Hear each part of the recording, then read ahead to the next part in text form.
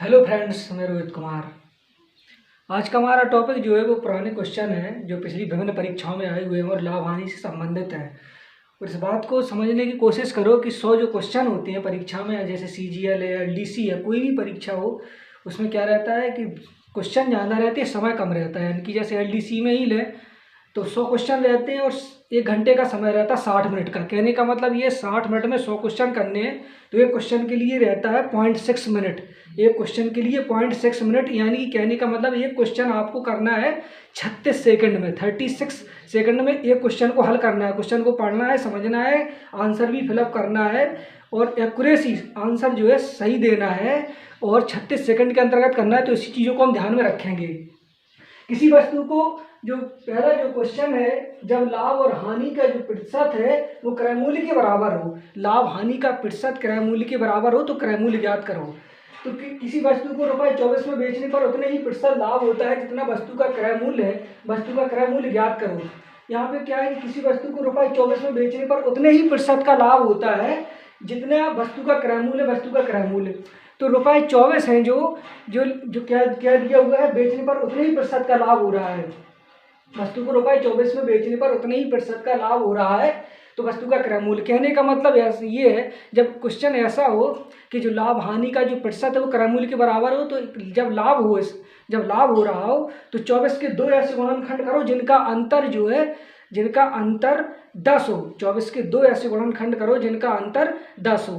तो 24 के हमने जब 2 गुणनखंड करेंगे ऐसे, तो 12 दूनी 24, यानी कि 12 और 2 का जब मल्टीप्लाई करेंगे तब भी जो है उनका गुणनफल हो 10 और गुणनफल हो 24। 12 और 2 का जो गुणनफल होगा वो होगा 24 और अंतर होगा 10। 12 दूनी 24, यानी कि एक तरफ हो जाएगा 120 और एक तरफ 20, यानी कि इनका जो अंतर है वो 10 हो या 100 हो। अंतर 10 हो जाए या 100 हो जाए, तो 120 में से जब 20 घटाएंगे तो अंतर कितना होगा, 100 का। तो आंसर कितना होगा, 20। छोटा वाला जो होता है वो आंसर होता है। कहने का मतलब ये 24 है। 24 के 2 ऐसे फैक्टर किए हमने, 12 दूनी 24, तो एक तरफ 0 ये लगा दी, एक 0 ये लगा दी। और वैसे भी देख लो तो 12 और 2 का अंतर कितना रहता है, 10 रहता है। तो 100 करने के लिए यहाँ 0 लगा दी और 20 जो होगा तो वस्तु का क्या होगा, क्रय मूल्य होगा। 20 रुपये क्या होगा, CP क्या होगी, वस्तु का 20 रुपये क्रय मूल्य होगी। ये क्वेश्चन और है। कहने का मतलब इसी में अगर हम देख लें, किसी वस्तु को ₹144 में बेचने पर, किसी वस्तु को ₹144 में बेचने पर उतने ही प्रतिशत लाभ होता है जितना वस्तु का क्रय मूल्य है, तो वस्तु का क्रय मूल्य ज्ञात करो। तो 144 को हम कैसे लगाएंगे, 144 के हम 2 ऐसे गुणनखंड करेंगे जिनका अंतर 100 हो या 10 हो। कहने का मतलब तो 18 अट्ठे 144, तो यहाँ भी हम एक 0 बढ़ा लेंगे, यहाँ भी एक 0 बढ़ा लेंगे। 180 में से 80 घटाएंगे, अंतर कितना होगा, 100 का होगा। जब लाभ हो रहा हो तब ऐसा करते हैं, जब लाभ हो रहा हो। 24 रुपये में बेचने पर उससे प्रतिशत लाभ होता है, 144 रुपये में बेचने पर उतने ही प्रतिशत लाभ होता है। जब लाभ हो रहा हो तो अंतर 100 होना चाहिए, जब लाभ हो रहा हो। तो इसका 80 आंसर, 80 जो होगी, जो CP होगी वो 80 होगी। CP कितनी होगी, 80 रुपये। सेकंड क्वेश्चन करते हैं हम। तो सेकंड क्वेश्चन है, एक वस्तु को ₹24 में बेचने पर उतने ही प्रतिशत की हानि होती है। पहले में क्या हो रहा था, उतने ही प्रतिशत का लाभ। जब लाभ हो रहा था तो हमने क्या किया था, अंतर 100 किया था। उनके गुणनफल का अंतर 100 होना चाहिए, अंतर 10 होना चाहिए। अब हो रही है हानि, तो जो गुणनफल है उनका योगफल है वो 10 होना चाहिए, या फिर जो गुणनफल आएगा उसका योगफल 100 होना चाहिए। एक वस्तु को ₹24 में बेचने पर उतनी ही प्रतिशत की हानि होती है जितना वस्तु का क्रय मूल्य, वस्तु का क्रय मूल्य ज्ञात करो। तो कहने का मतलब ये 24 रुपये है। तो 24 के 2 ऐसे गुणनखंड करेंगे जिनका योगफल 10 होगा। तो 6 चौको 24, 6 चौको 24, 6 और 4 का गुणनफल 24 आएगा। उनमें एक 0 बढ़ा लेंगे तो इसका आंसर 40 या और 60 दोनों हो गए, 40 या 60। इसका आंसर क्या होगा, जब हानि हो रही होगी 40 या 60।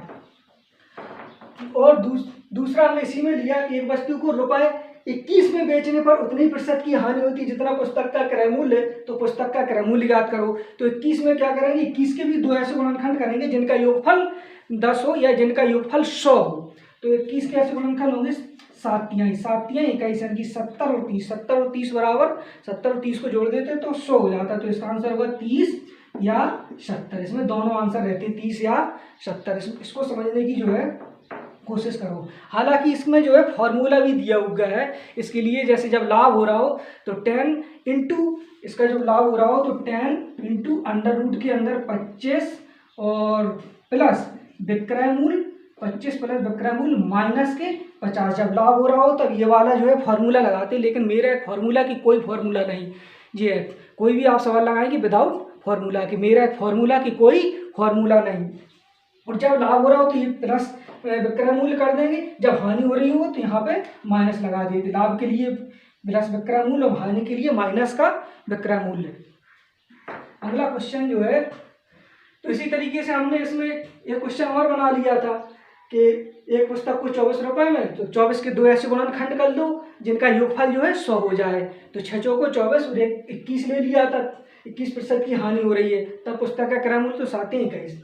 अगला क्वेश्चन, चावल का दाम 25% बढ़ गया जिससे 400 रुपये में 10 किलोग्राम चावल कम मिलता है। चावल का नया भाव ज्ञात करो। चावल का दाम कितना परसेंट बढ़ गया? चावल का जो दाम है वो बढ़ करके हो गया 25%। चावल का दाम 25% बढ़ गया। तो कहने का मतलब 25% का मतलब होता है 25% का मतलब होता है 25/100 यानी कि 1/4। चावल का दाम कितना हो गया? 4 से 5। जो चावल की रुपए में, चावल 4 से कितना हो गया? 5 रुपए में। तो मात्रा क्या है? जब दाम बढ़ जाएंगे तो मात्रा कम आने लगेगी। तो मात्रा कितनी हो गई? 5 से 4। चावल का दाम बढ़ गया, कितना बढ़ गया? 25%, जिससे 400 रुपये में 10 किलोग्राम कम चावल आने लगे। जो है मान लो पहले 400 रुपये में 50 किलोग्राम आते थे या 30 किलोग्राम आते थे, अब 400 रुपये में जैसे 30 किलोग्राम आते थे, तो अब 400 रुपये में 20 किलोग्राम आने लगे, 10 किलोग्राम कम आने लगे। यानी कि 4 से जब दाम 5 हो गया तो जो है 5 से 4 चावल हो गई। ये जो चावलों की क्या हो गई? मात्रा। यहाँ पे अंतर कितने का है? 5 से 4 में 1 का। तो 1 बराबर यहाँ कितना है? 10 किलोग्राम। 10 किलोग्राम। तो मात्रा कितनी है? 4। तो 4 बराबर कितनी हो गई? 4 × 10 करेंगे तो 40 किलोग्राम। जब 1 बराबर 10 तो 4 बराबर 40। तो 5 बराबर कितना हो जाएगा? 50 किलोग्राम। 5 जब 1 बराबर 10 है तो 4 बराबर 40, 5 बराबर 50 किलोग्राम। यहाँ क्या कह रहा है? चावल का दाम 25% बढ़ गया जिससे 400 रुपये में 10 किलोग्राम कम चावल आते। चावल का नया भाव ज्ञात करो। चावल का नया भाव, तो जी है चावल का पुराना भाव, जी है चावल का नया भाव, क्योंकि चावल का जो दाम बढ़ गया वो 4 से 5 हो गया। तो ये 4 बराबर 40, 1 बराबर 10, तो 4 बराबर 40, यानी कि 40 किलोग्राम 40 किलोग्राम चावल कितने आते हैं? 400 रुपये के। 40 किलोग्राम चावल अब कितने रुपए के आने लगे? 400 रुपये के। तो 1 किलोग्राम कितना हो जाएगा? 0 से 0 4.40, यानी कि जो चावल का जो नया भाव है वो 10 रुपये किलोग्राम है। अगर आपको इससे चावल का पुराना भाव पूछ लेता तो 50 बराबर कितने हो जाते? 400, यानी कि 1 से 0 5 × 40। पहले आते थे चावल 8 रुपये किलोग्राम, जैसे ही चावल के जाए दाम बढ़ गए, 25% दाम बढ़ गए, अब कितना आने लगा? वो 10 रुपये किलोग्राम। अब कितना आने लगा? 10 रुपये किलोग्राम। चीनी का भाव 25% घट गया। अब 480 में 10 किलोग्राम चीनी अधिक मिलती है। चीनी का नया भाव और पुराना भाव ज्ञात करो। तो चीनी का भाव 25% घट गया। कहने का मतलब है 25% जब घट गया तो 25% का ही मतलब होता है 1/4। तो 4 से घट करके कितना हो गया? वो 3 हो गया। 4 से घट करके हो गया 3। कितना घट गया? 1। 1 बराबर कितना घट गया? यहाँ पर चीनी का भाव 25% घट गया, 10 किलोग्राम इसमें लिए। कितना हो गया?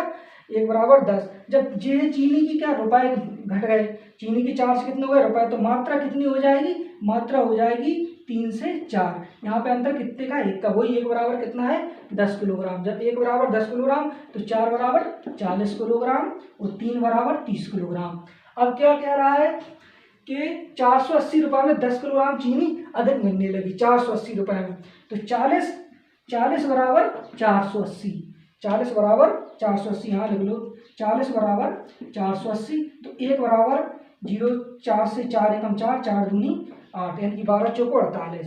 तो जो नया भाव है उसका घट गए दाम, वो कितने हो गए? 12 रुपये किलो प्रति किलोग्राम। और पुराना भाव अगर आपसे पूछता है तो 3 बराबर 30 थे, तो यहाँ पे देख लेते 30 बराबर कितना हो जाएगा? 480। जो 0 घट जाएगा तो 1 बराबर 3 एकम 3, 3 × 18, यानी कि पुराना भाव कितना था? 16 रुपये किलोग्राम। जब दाम घट गए तो कितना हो गया? 12 रुपये किलोग्राम। एक बार और समझ लो, चीनी का भाव 25% घट गया, यानी कि 25% का ही मतलब होता है 1/4। 4 घट गया तो 4 से 1 घट गया, कितना हो गया? 3 जो हो गया रुपए में। तो मात्रा कितनी हो जाएगी? 3 से 4। यहाँ अंतर कितना है? 1 का। यहाँ अंतर है 1 का, और यहाँ अंतर कितने का है? 10 किलोग्राम का। 1 बराबर 10 किलोग्राम, तो 30 बराबर कितना है 480 रुपये में 10 किलोग्राम चीनी आने लगी, तो 30 रुपये बराबर 480, 30 बराबर 480, 30 बराबर 480, तो 1 बराबर 16 किलोग्राम पुराना भाव, नया भाव कितना हो जाएगा 4 बराबर 480, तो 1 बराबर 12 चौक 48 12 किलोग्राम, 12 प्रति रुपये किलोग्राम। यानी कि जो नया भाव है वो 12 रुपये प्रति किलोग्राम है, पुराना भाव था 16 रुपये प्रति किलोग्राम। एक व्यक्ति ने 2 साइकिलों में प्रत्येक को रुपये 1200 में बेचा, एक साइकिल पर उसे 25% का लाभ तथा दूसरे साइकिल पर उसे 25% की हानि हुई। जब ऐसा कह दिया जाए कि 25 पर कोई 2 वस्तुएं हैं, एक वस्तु पर उतने प्रतिशत का लाभ होता है, दूसरी वस्तु पर उतने प्रतिशत की हानि होती है, तो उसका स्क्वायर ही उसका प्रतिशत में लाभ या हानि होती है। तो हमेशा इसमें हानि आंसर होता है। कितना आंसर होता है? हानि, यानी कि उतने ही प्रतिशत की हानि। जैसे 25% का लाभ हो रहा है एक वस्तु को बेचने पर, दूसरी वस्तु को बेचने पर 25% की हानि हो रही, तो 25 का स्क्वायर कर देंगे, तो 25 का स्क्वायर होता है 625। अब कितने परसेंट की हानि हुई या वो होगा, तो 25 का स्क्वायर बटे 100, तो कितना हो जाएगा 6.25% की हानि होगी। इसमें कितनी होगी 6.25% की हानि। यानी कि कहने का मतलब अगर ऐसा आ जाए कि उतने ही प्रतिशत का लाभ हो उतनी प्रतिशत की हानि हो, तो उसी का स्क्वायर जो होता है, जैसे कह देता है 10% का लाभ वो 10% की हानि, तो 10 का स्क्वायर कितना हो जाएगा, 10 का स्क्वायर हो जाएगा 100, 100 बटे 100 कितना हो जाएगा 1% की हानि। कितना हो जाएगा 1% की हानि। अगर ऐसी कह देता कि 20% का लाभ हुआ वो 20% की हानि, तो 20 का स्क्वायर कितना हो जाता 400, 400 बटे 100, तो 100 2 जीरो कट जाती, तो 4% की हानि।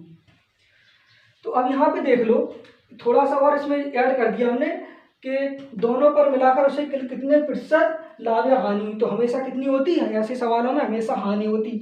दूसरा उसने एक क्वेश्चन और पूछा है इसी में, बोले लाभ या हानि भी ज्ञात करो। बोले लाभ या मतलब हमें हानि कितनी हुई 6.25% की, तो 6.25% जो है हम इसे पार्ट में तोड़ लें, तो 6.25% है इसे पार्ट में करेंगे, तो 625 बटे 100 और 1 दशमलव जो है यहाँ से हटाएंगे तो 2 जीरो और लग जाएंगी, तो 625 से कम 625, और जब इसको हम काटेंगे तो ये जो है 16 बार कटेगा। 625 से 10,000 काटेंगे तो कितनी बार कटेगा 16 बार, यानी कि 16 रुपये वाली वस्तु को एक की हानि हुई। 16 रुपये वाली वस्तु में एक की हानि हुई, तो कितने की बिकी वो यहाँ पर 15 की, कितने की बिकी 15 की। यहाँ पर कितने की बिक रही, 2 वस्तुएं 12,000 की, तो कितनी हो जाएगी 12,000 प्लस 12,000 24,000, तो 15 बराबर 24,000, तो 1 बराबर 15 एकम 15, जब 24 में से 15 जाएंगे तो 6 बचेंगे, 15 छक्का 90 और 1 जीरो, यानी कि उसके जो सीपी है दोनों पर कोई लाभ या हानि भी ज्ञात करो, तो 1 बराबर कितना हो जाएगा 160, यानी कि उस पर जो क्या हो रहा था 16 वाली वस्तु पे 1 की हानि हो रही थी, तो हमें वही 15 तो इसका सीपी है, तो अगर हम उस पर लाभ या हानि पूछें तो हानि निकली थी 6.25%, और रुपए में जो हानि निकलेगी वो होगी 160 रुपये। ये रुपए में कितनी है हानि है 160 रुपये, इसमें क्या है रुपए की हानि। अगर हम ये पूछ लेता कि इसकी जो है सीपी ज्ञात करो, तो हम जो है इसको निकाल लेते 16 से।